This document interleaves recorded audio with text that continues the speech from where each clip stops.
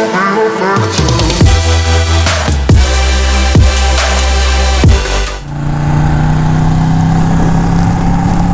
going on, you guys? Welcome back to the channel.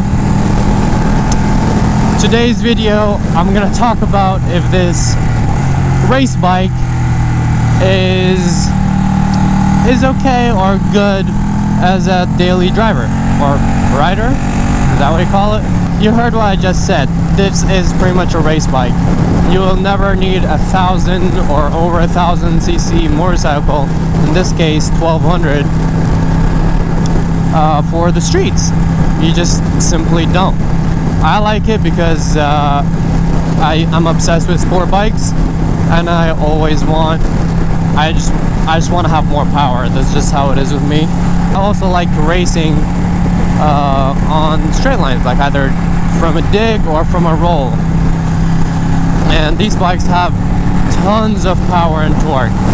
Like the other day, 2 days ago actually, on this specific highway, I was racing a Lamborghini Aventador.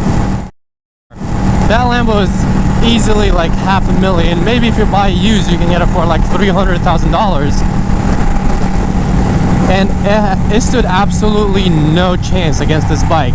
I didn't even try to race him. The guy seemed to be, it was at night and it was very tinted, so like I don't know if it was a guy or a girl, but I think it was a guy because he was just like super chill. And I passed him going like 120 or something like that. I was just like I sped up a little bit just to see what kind of car it is, because I could tell from far that it's kind of like an exotic car. And when I passed him, I was looking at him, and then later on he comes right next to me and lines up, and he downshifts. I'm like, okay, so we're gunning it, right? We're going. And yeah, I downshifted and I sped up and I got him in third gear, like no problem. And then we did it like 2-3 more times, and we're both having fun. We were like having a good time. Usually people with such expensive cars, they don't really want to race, especially they don't want to race bikes, because it's like more dangerous. They don't want to, you know, like accidents happen, whatever happens. Usually cars prevent or like try to avoid racing bikes.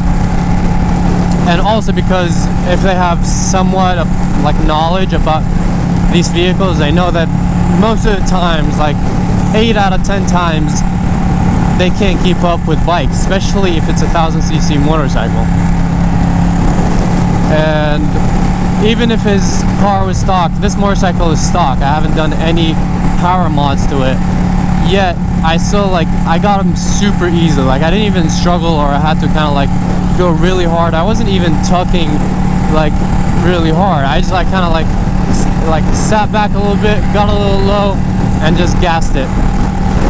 And I got him all like 3 or 4 times that we raced easily. We're just like having a good time, you know. But I told you guys the story is just because to show you that a stock Panigale 1199, which is not even like the top of the line, back in the day the 1299 was the top, and currently the V4s are the ones at the top, yet I still beat $500,000 Lamborghini. So this is pretty much why I really like sport bikes. Yes, they're made and intended to be ridden on a track. That's when you unlock their full potential, when you're leaning, dragging knees and all that stuff. But I'm into the looks, I'm into the aesthetics of these bikes, I'm into the feel, the aggressiveness of it, and I'm into like the top end speed, which only these bikes have. And that is why I chose having a sport bike or a 1,000 cc bike. Well, this is pretty much a 1,000 cc bike because it makes 195 horsepower. Most 1,000 cc bikes make 198 to 200, just because it's 2020 and they make more power these days. This is a 2014 Ducati 1199. Yeah, it has 200 more cc's, but it makes about 3 to 5 less horsepower than your average liter bike. But that's what I'm saying. Like the 1,000 cc bikes, they're just like so much power, and that's why I chose to go that route. But I'm maybe into that. Does that mean that this bike is comfortable when you're going long distance? Hell no, especially with this super uncomfortable seat. Like, I've been on other leader bikes, like the Japanese bikes, and they're definitely way more comfortable than this one. The Yamaha R1 might not be that much comfortable. It's definitely a little more comfortable seating wise, but it's also like a way heavier bike, or it feels way heavier, and that's why I think they're kind of like somewhat equal to comfort when it comes to comfort. Yeah, but whoa, something went in my eye. Hold on a sec. I gotta blink, blink, blink, blink. That's the key. Just keep blinking and it's gone. Okay. Damn, there's a lot of traffic, and I'm definitely feeling the heat. Like, look, I'm cruising on the freeway at about 70 miles an hour, and the temperature is at 198. Yeah, this bike runs a little hot, and most leader bikes are gonna run hot. Maybe not as hot as this, because Ducatis are known to run hot, as hopefully you guys have seen my other video where I talked about the things I hate and like about this bike, and I told you that it's a plus and a minus that this bike runs hot to me. I'm not a big crybaby about it, but those are little things that could really bother people, especially if they're getting this bike as a daily or a commuter. Other than that, like, see, my opinion about this topic, if you should get one of these bikes as a daily or to commute, is if you're looking for kind of like a thrill, fun ride every time you go somewhere, then sure, this is the bike for you. Unless you're going distances over like an hour long, because that's when you really start feeling like that these bikes are not made for that. Like, up to an hour, usually I'm fine and I don't really complain at all. But it's after that when it starts to like really get me. And well, I would say personally, like, usually it's 2 hours depending on how bored I am, because if I'm riding with my friends, I don't really notice it for a really long time, and I'm just having a good time. Like, you know, when you're having fun, you don't like stop to say, oh my god, I'm like very tired or uncomfortable, unless it's like you're doing a road trip, which is definitely not recommended on these bikes. But they're also not the best on fuel consumption. This bike is actually surprisingly good for a leader bike, because I showed you guys in the last video, I get an average of 30 miles per gallon, and trust me, this is not how I ride most of the time. Most of the time I'm cruising at a like, well, 100, but that's only in Mexico, you know. And also, like, I race a lot of people. Like I was telling you guys, I was racing with Lambo. I race a bunch of like my biker friends. I don't always cruise like this to get 30 a fuel consumption of 30 miles per gallon. I definitely gas it often, and that's pretty much why I got one of these bikes, because I like going fast. What's up, man? See, if you want a cruiser, this is what you should get for a daily. You're just cruising around, way more comfortable than me. Look at the way he's sitting versus me. I'm like kind of hunched over, and some people might complain that their backs hurt. Some people might get their legs hurt from like squeezing the shit out of the tank. And some people, like, mainly for me personally, it's the wrist, because my right hand, even though I just started riding, it hasn't even been half an hour, but because, if you guys notice, most of the time I've been riding like one-handed like this, so this hand is getting almost all the pressure, and this bike specifically vibrates a lot. It's not like a smooth bike at all. That's why it's one of the reasons I like it, but it's also one of the reasons it makes this bike somewhat uncomfortable. Yes, I like it's a love-hate relationship having this as a daily bike. Sometimes you don't want to like kind of like, yeah, you want to go fast, but at the same time you don't want to kind of like sacrifice your comfort for that, and that can only happen in the car that's like extremely expensive, where you get to go fast and you're also somewhat comfortable.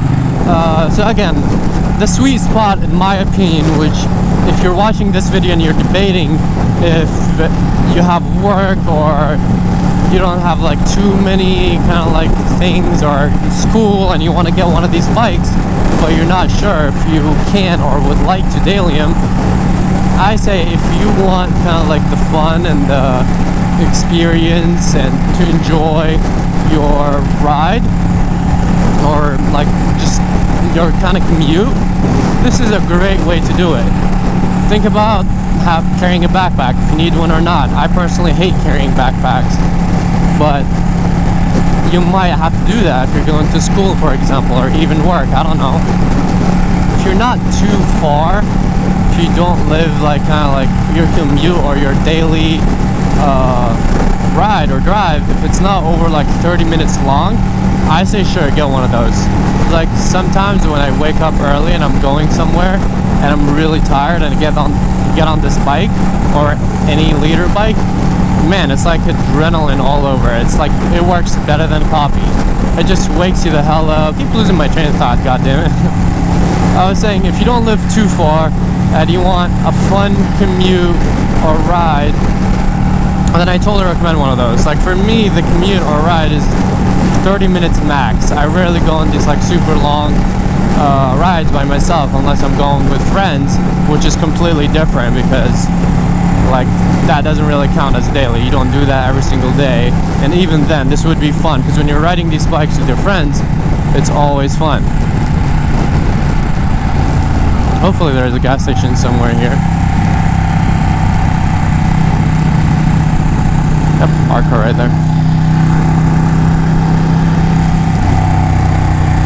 Yeah, see, like my hand is literally like kind of tingly and from all the vibrations, and it hasn't even been that long, like maybe 30 minutes. And it's also extremely high right now, which is not helping that the bike is running at over 200. But see, like I'm complaining, but at the same time I'm doing it because to me it's worth it. So it's really up to you if you think that dailying a sport bike is going to be worth it or not. If you're into speed racing, having a good time, then this is definitely a thing for you. Need to get some gas here.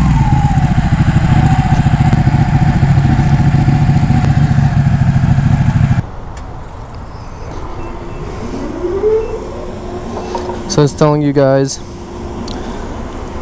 this is not the optimal daily driver, but if you're willing to sacrifice for fun, then it really depends on you if it's worth it or not. Like I've been complaining all day about the cars that are, well, if no matter what bike you get, you're gonna have to deal with people and shit like that.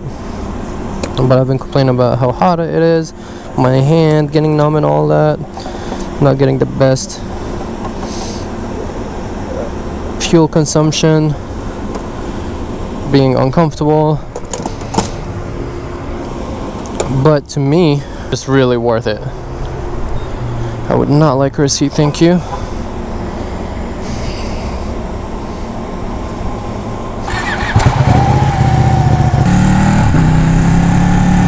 Yeah, like right now this little gas brake already made my hands feel really good. And I'm ready to go back again. I just wish it wasn't as hot. That's pretty much what it is. If you ever go on long distance with these bikes, you just need to take a little break, which you're probably gonna have to anyways, because you're gonna need to get gas or get a drink of water or something like that. But yeah, so that's my advice for you guys. If you guys are willing to sacrifice your comfort for fun and speed, then it's up to you if it's worth it or not. To me it is. Might not be for you. That's pretty much it for today's video. I'm probably gonna film another video because why not, but I hope you guys enjoyed this part, and I'll see you in the next video. And if you like these videos about this bike or the Ninja H2, Kawasaki Ninja H2 or Kawasaki ZX6R, make sure to check out my channel. I made videos on all these bikes. These are the bikes that I own and owned. And yeah, I hope you guys have enjoyed this. Please make sure to like, subscribe, whatever you want to do to support the channel so I can keep making these videos. Like, I don't even care about making money right now. I just want to know that what I'm doing is something that you guys enjoy and would like to see more of for me to keep going, you know? I do enjoy making videos and filming and all of that. I always have since I was a kid, but I want to know that, you know, it's worth it to make all of this happen and to make these videos and all of that, because if you guys are enjoying it, then it's worth it for me, money aside. So yeah, thank you guys so much for watching the video, and I'll catch you in the next one.